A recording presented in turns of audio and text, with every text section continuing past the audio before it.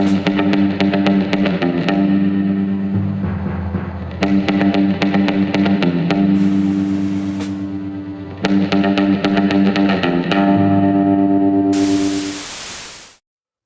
and welcome to Hexed Encountered. I'm Joe. In this video, we will be doing the tutorial, actually, for the game Comancheria, the Rise and Fall of the Comanche Empire, 1700 to 1875, designed by Joel Toppen and published by GMT Games. This is the second printing, and so we're going to kind of go through the game's tutorial here, as much as for my benefit as for anything else, to be honest, because I've never played the game before, and I did read the rules.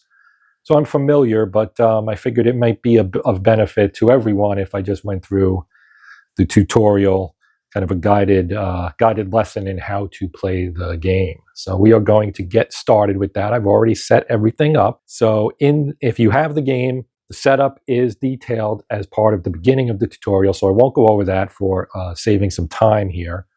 But everything is set up, and we are ready to begin. So as I said, we are fully set up. So let's take a look at our history card, which shows you basically some setup information as well as your victory objective. And you can see it right here at the bottom. The player must control Upper Arkansas and have a rancheria in a second territory. Now this is the first era that is in the game of the 4. And Upper Arkansas is here. It is the purple circles.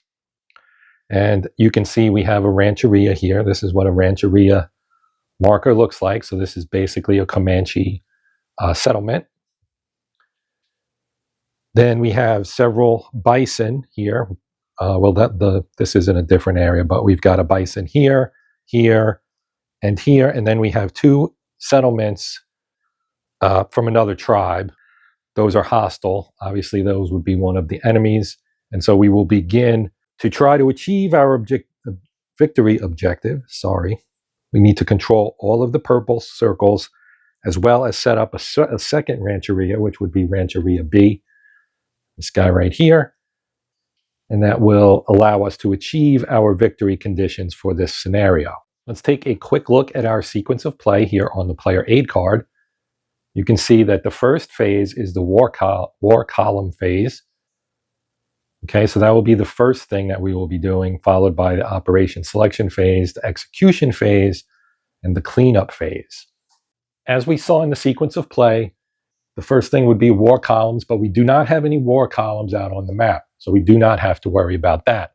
Then we would move on to the operation selection phase, and we are not in a situation that would compel us to take a passage of time operation, which is over here. And you can see here for the first 3 boxes, it says may not do passage of time over here. Hopefully you can read that. And we can't do that voluntarily until we get to 3, 4, or 5. And if we get here, where it says must do passage of time, well, that's when you have to do it. It becomes mandatory. So we have to choose between planning, actions, and culture. The advantages and disadvantages of culture planning and take actions operations will become apparent later in the tutorial, according to the book. So we will choose to take actions. The nice thing about this game is that everything is laid out very neatly in the rule book, and the tutorial will actually refer you to specific sections of the rule book where you can read about how to do some of these actions. So we're going to start with the first step of the take actions procedure. Now we only have 1 rancheria in place, so we're going to activate it. That is Rancheria A, right up here. And then over here, you can see we have Mahimiana and the Paraibo or Paraibo, I'm not sure how to pronounce it, here, and they're both in the 2 box here on the track, which indicates that is their medicine rating. So they both have a medicine rating of 2. So because the Paraibo or Paraibo, I guess I'll say Paraibo. The Paraibo of Rancheria A has a medicine rating of 2, which means we can activate a maximum of 2 bands. Now your bands are over here in the resource box. We currently have 2 strength bands who have a movement rating of 5 apiece. And we also in here, we have 4 horses. We have a Mahimiana counter for this particular rancheria. And we'll talk about that as it comes up. So we're going to take 2 bands here, and we're going to put them to the left of the Paraibo. So you can see them in here, in those two spaces. And now we would have to activate them from rightmost to leftmost. So we're going to activate this guy right here. And then we're going to move him onto the map up here in the same area as the Rancheria, which is our Upper Arkansas number 1. You can see the number 1 on the TP here. Now we can also take a horse from Rancheria A's resources. So we'll take one of these horses counters. Whoops, you can see that. That's the horses counter. This is our band counter. So you can get a better look at it. And we'll just put that underneath the band. And that shows that that band has possession of the horses. Okay, so you see these lines that connect the areas, the circles, right? We have our Rancheria is here, and our band is here with horses.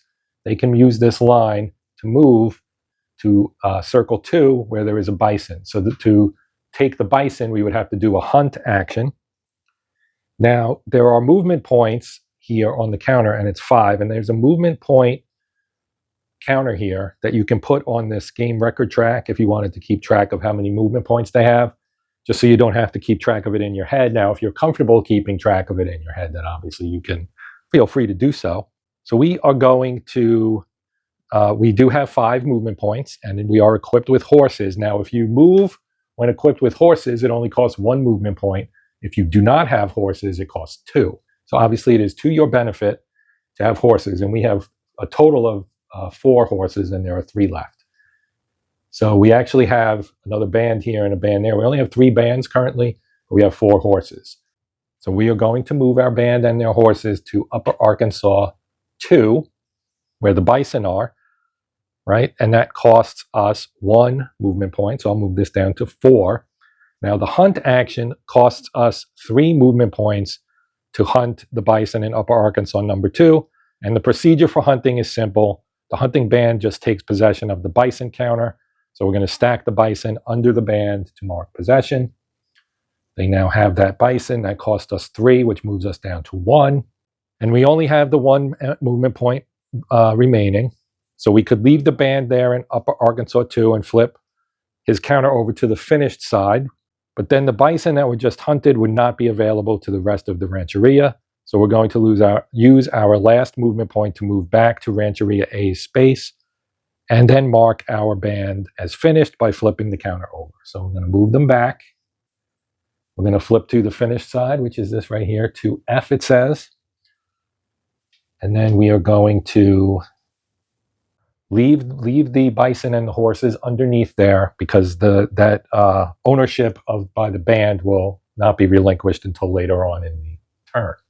Now we also have a second band, and we could opt to not activate it, but we're going to in this case. And I suppose later in the tutorial we'll talk about what happens if you decide not to activate a band. But we're going to activate it, and we're going to equip it with the Mahimiana, the medicine man counter. This is kind of the war leader. So you can take a look at that counter real quick. That's the Mahimiana. So he's going to go into here, and we're also going to take 2 horses. So you can take as many resources from the resource box as you wish. So in this case, we're taking our warband leader and our horses, and we're going to put them, of course, where our Rancheria is. We're going to use it to operate against the tribe counter here in number 4. You can see we can move there. There's a line here and a line here. Solid lines. Now the dotted lines, like this one, they're only for colonizers, like enemies. These are Spanish here that are in the enemy spaces. And then I won't probably get too much into it, but you got blue boxes here. That's the United States, and Texas would enter the Comancheria area from there. And then you have the south, which is the green space, and the yellow, which is the west space. And then up here in the north, it's a gray box, and that's the enemy tribes. So these are actually tribes. I call them settlements. Settlements are for the Spanish, the Texans, and the Americans, but these are just tribes. So I think of them as settlements as well, because they're tribal settlements, I guess, but the game refers to them as tribes. Okay, so we're going to spend 2 movement points to move here. right? So we'll take our stack here and we'll move them one to here and then one more to here. Okay, so now they're in that space with the enemy. And now we're going to spend another movement point. And let me track this. So we started with 5. We spent 2 moving, and now we spent 1 more to raid this tribe. All right, so just like everything else in the game, we do have a procedure to follow here for raids. And the first step is to conduct a success check. So the first step of the success check is to determine the number of counters to draw from the success check draw cup. I have a cup here. It's filled with some counters for successes and other things. Now, you use the strength of the band, and our strength is a 2. And then we do have our Mahimiana with us. So we get to draw 2 for our 2 strength, and we're going to roll a die because we have a Mahimiana with us. And if the die roll is equal to or less than his medicine rating, which is a 2, then we would draw a bonus counter. And we must, not may, draw the counter. So you can't opt not to draw the counter. And if the die roll is less than or equal to half of his medicine rating, we draw 2 bonus counters. So according to the rules in our tutorial, I should just say, according to the tutorial, we rolled a 1. And that means we will draw 2 bonus counters, and this is where you let out a war cry, and I will not subject you to my attempt at a war cry. Okay, so let's draw some counters in step 2. You draw the determined number of counters, so we're going to draw 4. For the purposes of our tutorial, we drew 3 success counters and a 3 enemy AP counter. So what we do with the success counters in part 3, or step 3 rather, is you put them next to the medicine man, the Mahimiana here, which is this track, the top track. So we're going to put all 3 of these here. And then we're going to put this one in the enemy, available enemy AP box, which is right below here. It's off shot. I'm going to put it in there. You'll have to take my word for it. I didn't want to zoom out too much. I was trying to find a way that it would be somewhat visible. I know some people watch on phones and it's probably tiny, but I'm trying to do the best I can to kind of accommodate. So if you're watching on a computer or a television, this will be much more visible, I suppose. And I already screwed up these 3. I forgot how I read that rule. I go into the success box, which is right here. So all 3 of those go in the success box. And as I mentioned, the enemy APs go into the enemy AP box, which is step 4. And these APs will be spent momentarily to conduct enemy instructions against us. Now, there is a hint here in the tutorial. It says later in the game, enemy instruction counters will be seeded into the success check draw cup. Such counters are executed when drawn. They can be a nasty surprise since they're resolved before the player finishes the raid procedure. Okay, that concludes the success check. So now we go back to the raid procedure, and step 2 of the raid procedure tells us what we can do with our success counters. Since we drew 3 success counters, we could acquire 3 new horses or 3 captives or any combination thereof. We will choose to acquire 1 horse and 2 captives counters. We will take these from the available resources box, which is right here. You can see the horses, so we're going to take 1 of those and we're going to take 2 captives, and this is a captive counter.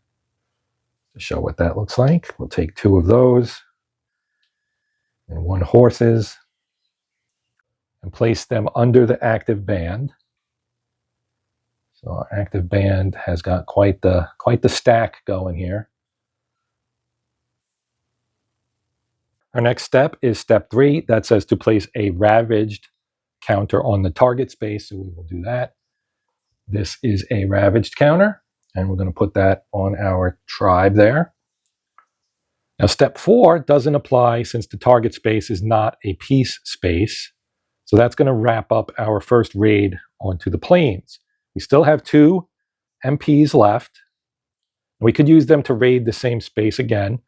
We also have a bunch of horses stacked with our band that we could spend for additional MPs. We're going to decide to be aggressive and raid the tribe in Upper Arkansas, number 5. So we're going to use 1 movement point to move to space 5, which is right here.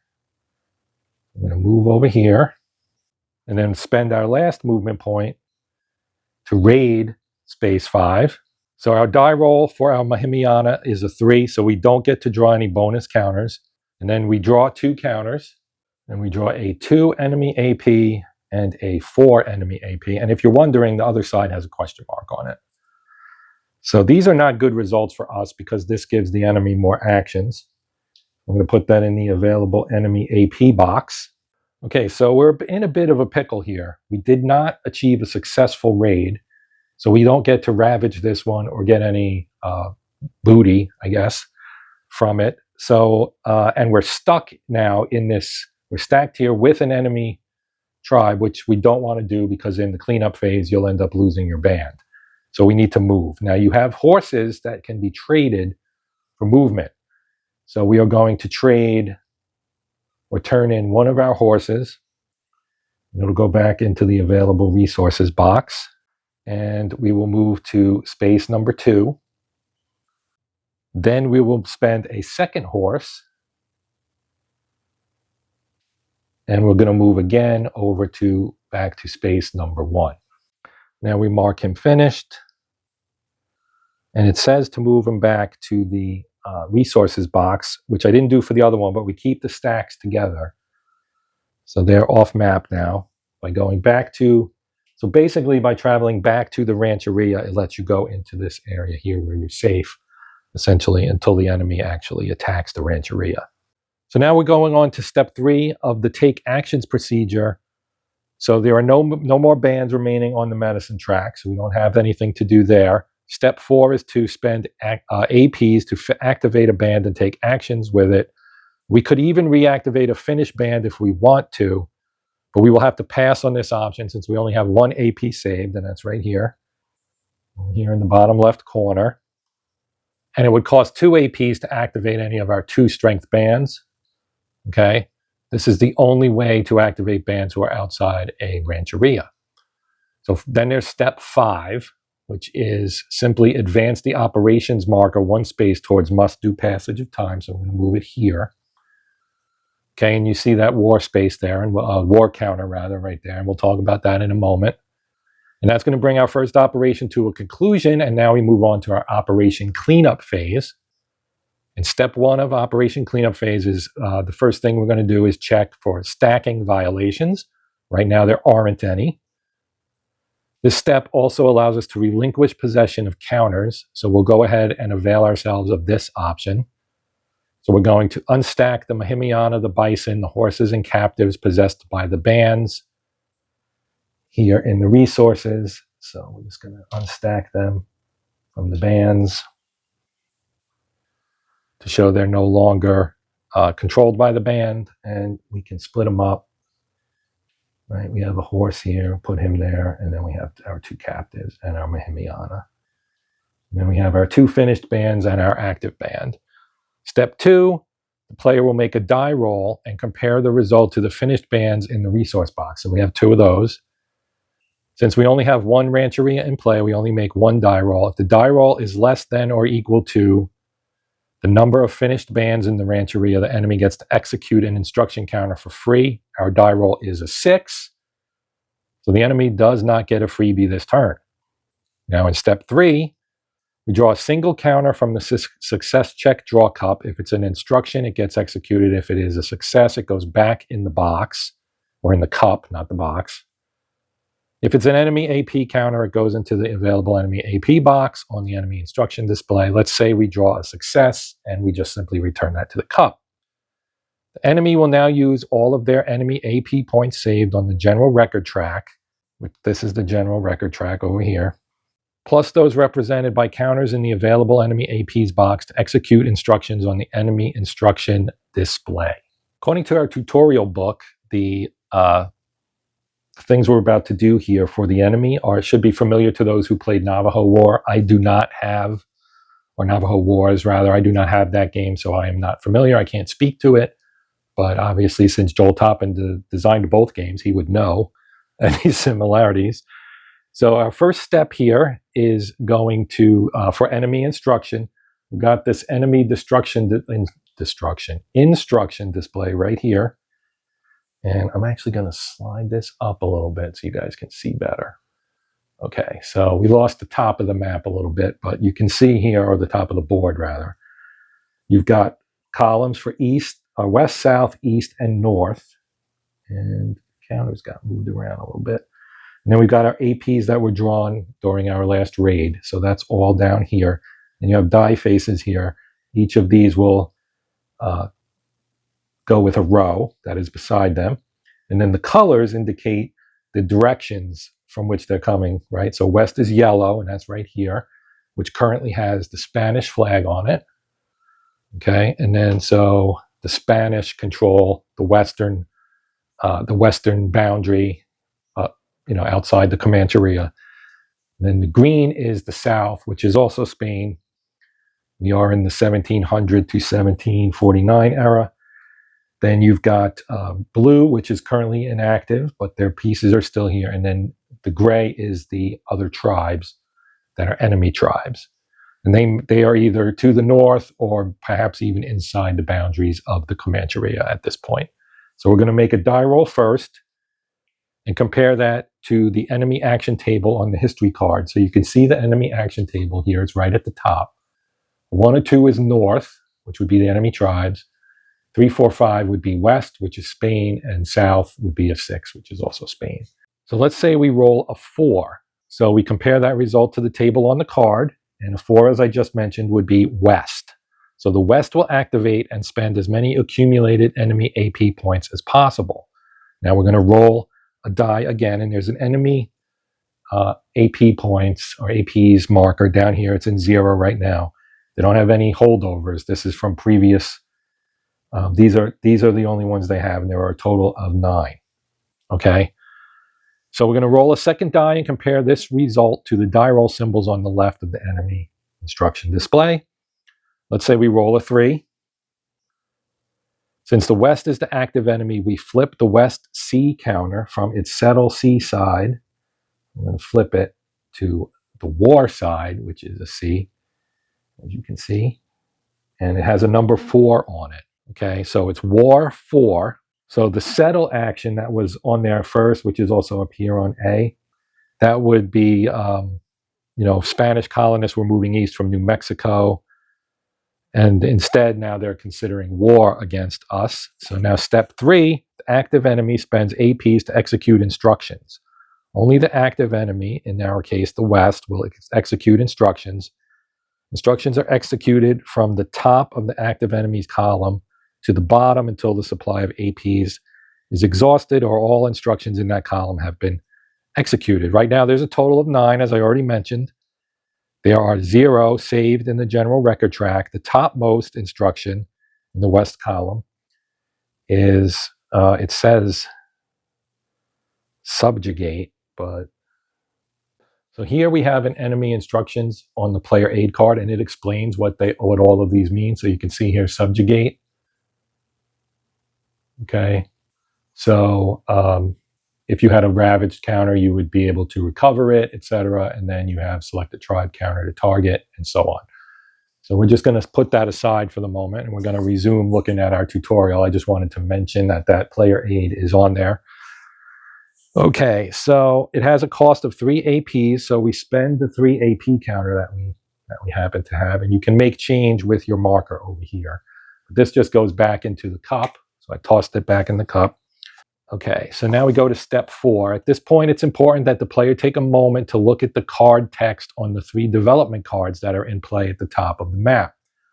Okay, so we have Apache War, okay, and you can see while in play, so that's going to describe something. And then you have the Ute Alliance, and then you have the War of Spanish Succession, and they all have while in play except for the Ute Alliance. The Ute Alliance does not have a while in play.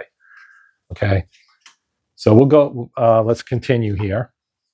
So the War of Spanish Succession card says that while this card's in play, war and subjugate instructions have no effect. There is a ravaged counter on the map, but it's located in an enemy space belonging to the north, because that's a north counter. If there had been a ravaged counter in an enemy space belonging to the west, then the subjugate instruction would be resolved. As a recover instruction, and as stated on the War of Spanish Succession. So let's just take a quick look at this card. You can see war and subjugate instructions have no effect. Enemy spends the APs but does not execute the instruction procedure unless the procedure would cause the player to execute a recover instruction. Okay. So the 3 APs basically get spent for no effect. This was because the war in Europe has left the Spanish colonial administration in North America in a shambles. Now, step 5, the subjugate instruction is considered resolved. Slide the subjugate 3 counter to the inactive. So that is done. To fill the topmost empty space. Since there are 6 enemy APs left to spend and instructions remain in the enemy's column, we will now return to step 3 and repeat steps 3 to 5. The leftmost, topmost enemy instruction in B is culture 3. So I guess all of these are supposed to be flipped. I don't know. Culture 3. These don't match what's in here for some reason. So we're going to put, let's see. So this was probably the one that was supposed to be there. And so let's put culture here, cultivate. And I'm just going to stick that there for the moment. Okay, because looking at this, right, you can see it says A, B, C, D, E, F.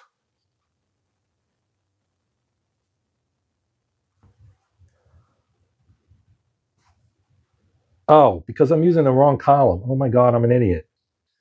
Wow, okay. Well, I'm sorry to waste your time, guys, but I am a complete idiot. I was doing the green, which is the south, and not the yellow, which is the west. So this one is done. I'm going to put that over there. And then cultivate is next, and this one is the one. 4 got flipped. Or 3, rather. This one, right? Got flipped to war, yes. Okay, we're back on track. Sorry about that. Okay, so we have to make change. So we'll spend the 4. This is a 4 counter. I'm going to spend that, and I'm going to put their available counter, available enemy APs on 1. And we're going to do this cultivate action. Okay, so since there is no ravaged counter in a space, let's just take a quick look here. Cultivate, or culture attack, rather. If 1 or more ravaged counters in an enemy space belong to the active enemy, execute or recover. Step 2, player loses 1 culture point. Player loses an additional culture point for each settlement belonging to the active enemy. Okay, so that's what we're looking at here. Since there is no ravaged counter, the instructions executed, we lose 1 culture point. Now our culture points are over here, and we currently have 3, so I'm going to slide that to 2. Step 5, slide the culture instruction. There isn't a west settlement on the map, so we don't lose a 2nd culture point. But we do now move this over to the inactive stack. And we now go to step 3 again. And this one is, they have 3 left, and our topmost is the War 4 counter right here. So they have 3 available. The enemy does not have enough APs to spend to execute the instruction, so we skip down to 6, which breaks us out of our step 3 to 5 loop. Step 6, we return the 2 enemy APs to the cup, and we add 2 to here, so that becomes a 3. And the next part of step 6 is just to reset the enemy counter. So we slide C because it was not activated. So we're going to move that to the top, and we're just going to move these other ones up, and there will be 2 blank spots at the bottom by doing so. So the instructions in the inactive counter slide down to the left and then up. So basically, this one's going to go here, and this one's going to go here. And now we have war, peace, settle, whoops, I did that backwards. Culture attack and subjugate. And I was saying cultivate, it's culture attack, so I apologize for that as well. Okay. Now, step 4 of the operation cleanup phase. Step 4 does not apply until sometime in the third period of the game when the Santa Fe development card comes in, Santa Fe Trail development card comes into play. Since this step does not happen, we can end the procedure and return to 3-1, the war column phase. There are still no war columns on the map, so we can move on to the operation selection phase.